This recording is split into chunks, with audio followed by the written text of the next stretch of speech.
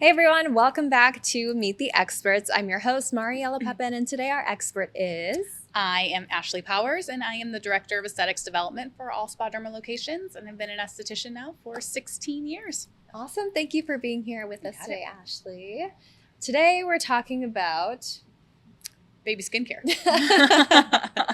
baby skincare, if you would like to call it that. There are some brands now that have come out with skincare targeted towards children. Yeah. I want to say first, skincare can be fun. Skincare should be fun.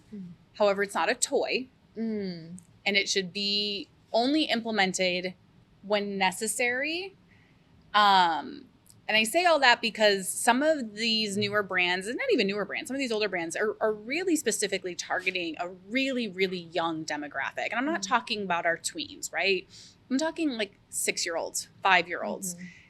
At that stage of their life, they literally have perfect skin. I know. I mean, that we were just talking about this earlier. Have that now. This is what we're all trying to do. We're trying to get back to that perfect skin. So when we are using skincare in that age group, it just needs to be simple. Yeah, right? Basic.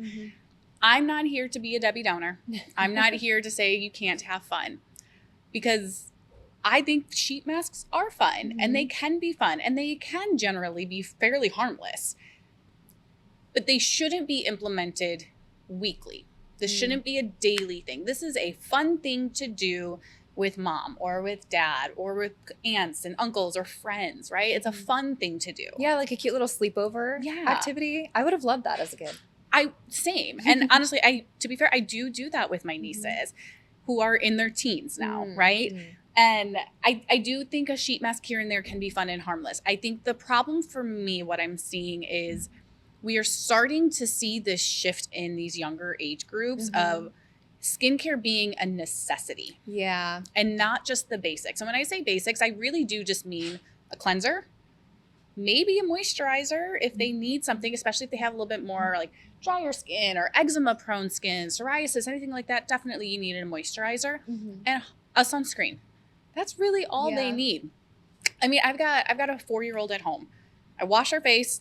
I put a moisturizer on. It's the same moisturizer for her body. I don't think I was even doing that much when I was like that age. Exactly. And the only reason I wash her face is because in the morning I'm putting sunscreen on her, right? And so I want to make sure that sunscreen comes off before she goes to bed, and she puts the moisturizer on, but it's the same one I'm putting on her legs. Because she doesn't need anything else. Right. All I'm trying to do is just maintain what she already has and not cause any sort of irritants or cause any reactions. Okay. So I think this is such a fun idea. I love this idea. I do agree that I think maybe some of the marketing and some of the photo shoots need to be a little bit different. But I remember going to like my book fairs in elementary school, and there was this one specific book I bought twice because I lost the first one.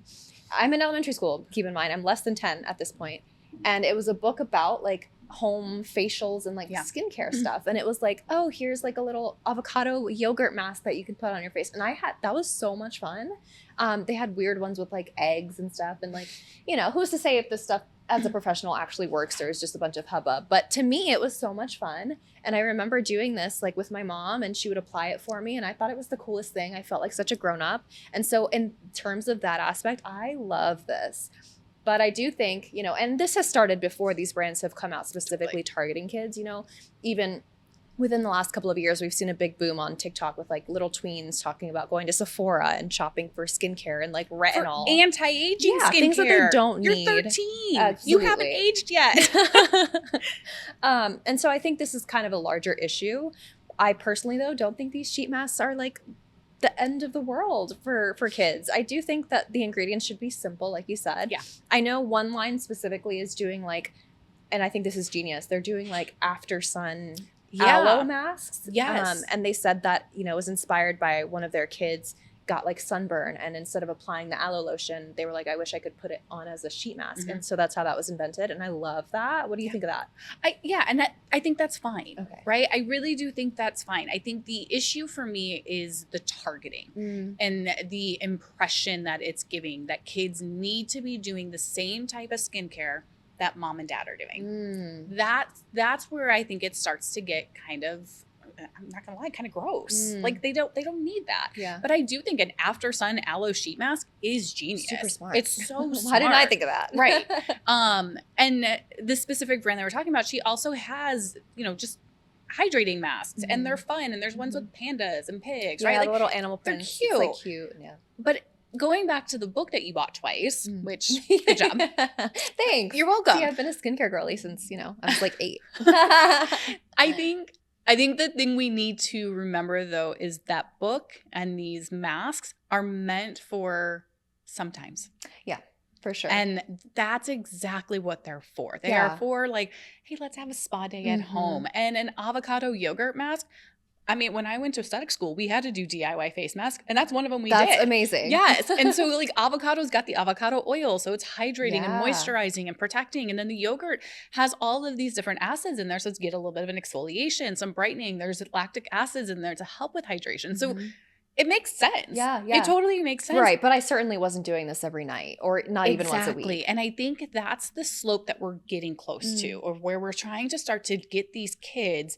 And I do mean kids. I'm not talking tweens. Yeah, I'm no, talking they are young very kids Little in the ads. to start thinking about skincare as something that they need to start doing right now, or else they're going to look terrible. Interesting. That's my concern. Yeah, I think you bring up an interesting point because, the ads, the social media pages are not geared towards them. It's geared towards the parents. So I think there's kind of a responsibility with the parents to kind of instill that message like, hey, this is just for, mommy, daughter time. This is for us to have fun every once in a while.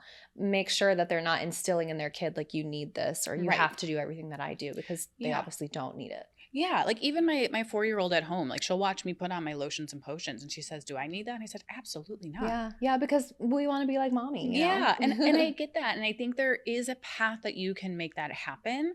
And so like when I put her lotions on, I make it all like fluffy and I make it fun, but I just tell her, I'm like, you just got out of the shower. Yeah. So you need lotion, right?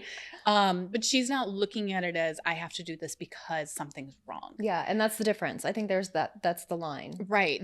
We just need to, I mean, I'm a kid of the 90s. I was told everything I was doing was wrong, right? Like that was like 90s marketing, right? With you're not thin enough, you're not blonde enough, you're not tan enough, your eyebrows aren't thin enough, right? Like it was always something had to be changed. And I'm happy we're past that now. And I just hope that we're not getting back into that. Like I'm worried that we're starting to now tell kids as young as 5 that you have to use a sheet mask to make sure your skin is happy. Yeah, no, that's not the right messaging at all. Yeah. And you're not alone. I was looking through the comments and maybe we read a couple and discuss. Sure. They were not very kind comments, but there are a lot of people who agree and think that it's, not a good brand to be marketing. And here, let me see. One comment says, healing serum and barrier cream, what 5-year-old or even a 15-year-old needs these products? Yeah. I mean, I kind of agree. And if your 5-year-old is needing some sort of healing, then you should take them to their pediatrician. You should take them to their derm first to make sure whatever's going on in the skin is actually safe and compounded effectively for their skin and what's going on. A 5-year-old's barrier hasn't even had a chance to be impaired yet.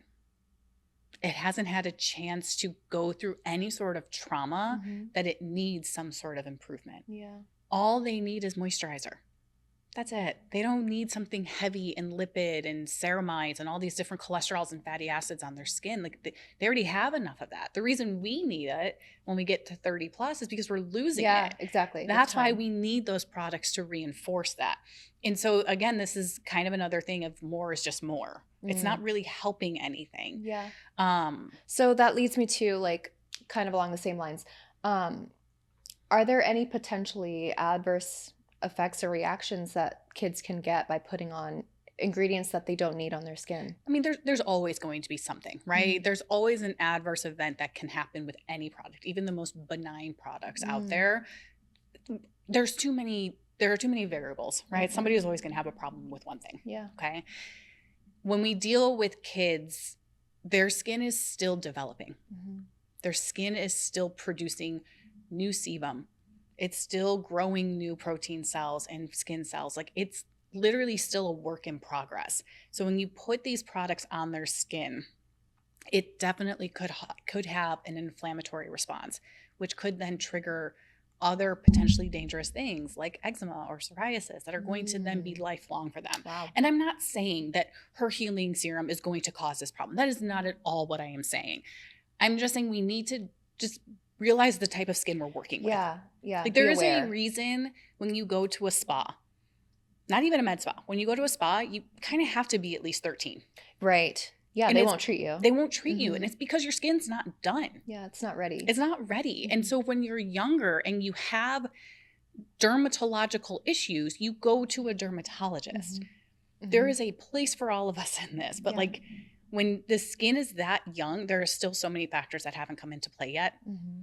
that it shouldn't just be treated, Willy-nilly. yeah. Yeah. Like you just need to be a little bit more careful. And Yeah. now if you've got a kid with perfect skin, which every kid does at this point, is one day of a healing serum going to cause them problems? Probably not. Mm. But we just need to just be a little bit more mindful Yeah. of what they need. Like a 5-year-old doesn't need healing. Yeah. What are we healing? What I will push back on with that comment though is a 15-year-old might. Because when you're Mm. 15, Mm. you are having inflammatory conditions like Yeah, acne. You're puberty's happening. and your exactly. So skin's like changing. in that realm, I think 13 on, let's have some fun. Let's actually maybe experiment a little bit more safely with the guidance of a skincare professional or a dermatologist. Just the 5-year-old doesn't need it. Yeah. Okay, so what would you say to parents who maybe have seen these ads and think, okay, this is cute, and are like considering purchasing this or doing this with their kids? A one-off. Mm. Just have fun. Okay. Make it a one-off night, pop some popcorn, watch a movie, put a sheet mask on, drink some cocoa, Okay. and just be done with it, right? Having it be part of their daily routine, though, is I think the slippery slope that we're going to want to Mhm. try to avoid. For sure. And I don't know this person, right? Like I don't know them personally. I don't know what their intentions behind it were. But seeing the masks, especially that aloe mask, it does seem more like it is. It looks like a sheet mask This viewer is I a would use. Yeah. And it's just, it is meant more for, like, I'm hoping their intention was just let's have fun. Yeah. Let's make them cute Mm-hmm. and let's make it easy. I will, though, continue to say that aloe mask is genius. I think so too. I think it's really I smart. think so too. I mean, end of the day, like I think, and I don't want to mention the specific person or brand just for legal, whatever. I don't know. Yeah, But same. I think at the end of the day, the marketing should have been thought through. And this is me, coming from someone who is in marketing. Yeah. I think the marketing should have been rolled out differently, and the messaging definitely needed to be more clear that this is meant to be in the way you said it, like Yeah. a one-off, like every once in a while, fun girls' night or guys' night, whoever, Yeah. and not make it seem like it's something that they need or that they should be doing to be pretty like mommy. Because even the photo shoots that they did, they look like our photo shoots. They that look we like our do. photo It's shoots, yeah. crazy. Which means they're beautiful. That's true. Right. Yes, I mean, great it's work. beautiful. I think when it comes to children's skincare, having a very specific one-off brand targeting that demographic is Mm. where it gets tricky. Mm. I think if it is just, I don't know, it's just like a product in Ulta or in Sephora that's just like, here's a cute little simple sheet mask that has aloe and hydrators in it. Mhm. Fine, Yeah. right? But I think just a full brand, full brand dedicated, dedicated. to children's skincare. And again, I do mean toddlers, like toddler children. Yeah. Like that's where I kind of get a little bit of a, It's a bit much. do we need to be doing this? Yeah. Yeah. Is it necessary? Is it necessary? No. Have fun. Yeah. Have all the fun. Just be smart about it and just be conscious of the message you're telling your children. Agreed. I think that's what it really comes down to Yeah. for me, is like the messaging that, okay, we can't help what the brand is putting out in terms of messaging. 100%. We can help how we are translating or passing along that message to the kids or who is using the product. Yeah. Well, thank you so much, Ashley, You're for your welcome. expertise today. And thank you all for watching. As always, don't forget to like, follow, subscribe, and comment if there are any specific topics you want us to chat about next time. But before we let you go, we've got to ask you for your little tidbit for this episode. What would you like to share? Well, to keep it on like trend with today's topic, like when it comes to kids, just keep it simple. Mm-hmm. Wash their face, put a moisturizer on, sunscreen. That's all you Great. need. Awesome. See you next time. Bye.